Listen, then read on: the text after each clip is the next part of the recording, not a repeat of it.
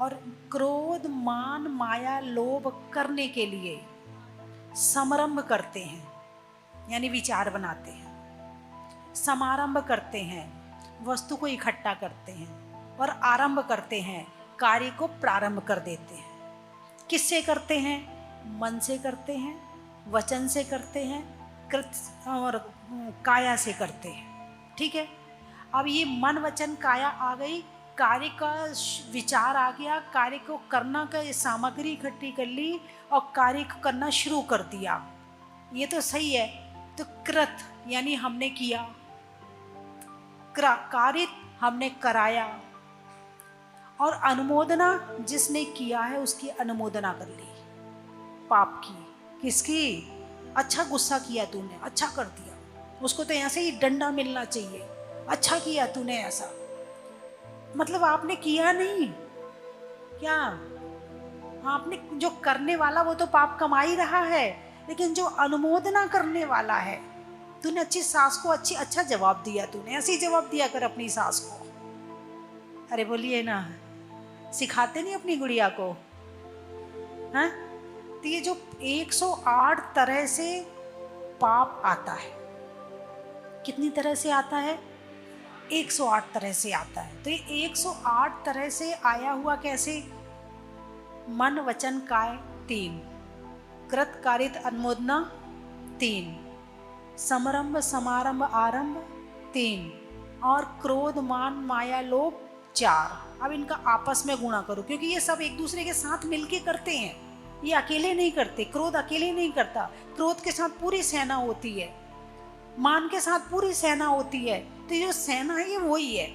तो ये सब आपस में करते, तो इनको भगवान ने इसका भंग बनाया। भंग यानी इसके पहले जैसे मन रख लिया, मन के साथ में कृत रख लिया, कृत के साथ में क्रोध रख लिया, फिर मन के साथ में वचन रख लिया, फिर मन के साथ में क्रोध रख लिया, फिर मन के साथ में काया रख ली, फिर मन के साथ में क्रोध रख लिया। ऐसे भंग बनते हैं इनके। मतलब कैसे कर्म हम करते हैं, कितनी सूक्ष्मता से समझाया है भगवान ने।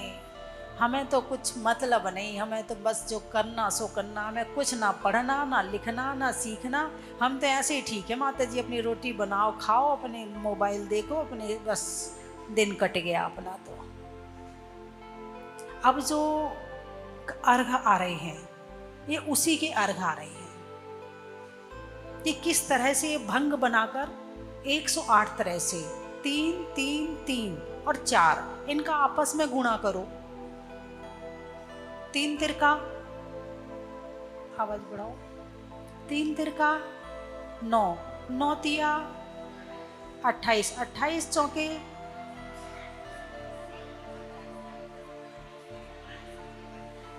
27 चौके, हाँ 27 चौके 108, कितने हो गए? 108। दिन में 108 तरह से पाप करते हैं, तो कम से कम एक माला तो फेरना ही चाहिए उन पापों के नाश के लिए। ठीक है, माला क्यों फेरनी चाहिए समझ लिया आपने? हैं? इसलिए हर व्यक्ति को कम से कम एक माला नमोकार मंत्र की, 24 माला 24 तीर्थंकर की। अच्छा, आपको वृषभ यानी धर्म, ऋषभनाथ, ऋषभ यानी धर्म है, धर्म चाहिए कि नहीं चाहिए? चाहिए ना, ऋषभनाथ की माला फेरो। आपको दुनिया में विजय चाहिए कि नहीं चाहिए? जीत चाहिए कि नहीं चाहिए? अरे बोलिए ना, तो अजितनाथ की माला फेरो। अपने असंभव काम को संभव बनाना चाहते हो तो संभवनाथ की माला फेरो।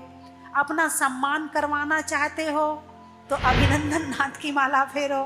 अपनी मति को सुधारना चाहते हो तो सुमतिनाथ की माला फेरो।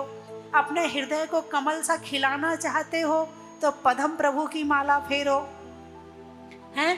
और अपने सुपार्शनाथ, अपने मतलब पारस यानी मणि है ना, तो अपने आप को सोना बनाना चाहते हो तो सुपारसनाथ की माला फेरो। अपने आप को चंद्रमा के तरह श्वेत सुंदर और अच्छा बनाना चाहते हो तो चंद्र प्रभु की माला फेरो। पुष्पों की तरह महकना चाहते हो तो पुष्पदंत की माला फेरो। शीतलनाथ में शीतलता चाहिए, ठंडक चाहिए तो शीतलनाथ की माला फेरो। श्रेष्ठ बनना हो तो श्रेयांशनाथ की माला फेरो। पूज्य बनना हो तो वासुपूज्य की माला फेरो। निर्मल बनना हो तो विमलनाथ की माला फेरो। अपनी अनंत शक्ति को जागृत करना हो तो अनंतनाथ की माला फेरो। धर्म चाहिए हो तो धर्मनाथ की माला फेरो। शांति चाहिए हो शांतिनाथ की माला फेरो। जीव रक्षक के भाव हैं तो कुंथुनाथ की माला फेरो। अपने अर यानी शत्रु, अपने शत्रु को नसाना चाहते हो तो अरयनाथ की माला फेरो हैं। अपनी मल्ल यानी अपनी शक्ति को बढ़ाना चाहते हो तो मल्लीनाथ की माला फेरो। और सुव्रत, अच्छे व्रतों को धारण करना चाहते हो तो मुनि सुव्रतनाथ की माला फेरो। और नमीनाथ, अपने आप को मतलब नमन यानी विनयशील बनाना चाहते हो तो नमीनाथ की माला फेरो। अपने आप को और विनय ज़्यादा बनाना चाहते विनयवान तो नेमिनाथ की माला फेरो। और अपने आप को पारस जैसा बनाना चाहते हो तो पारस की नाथ की माला फेरो। और अपने आप को वीर बनाना चाहते हो तो महावीर की माला फेरो।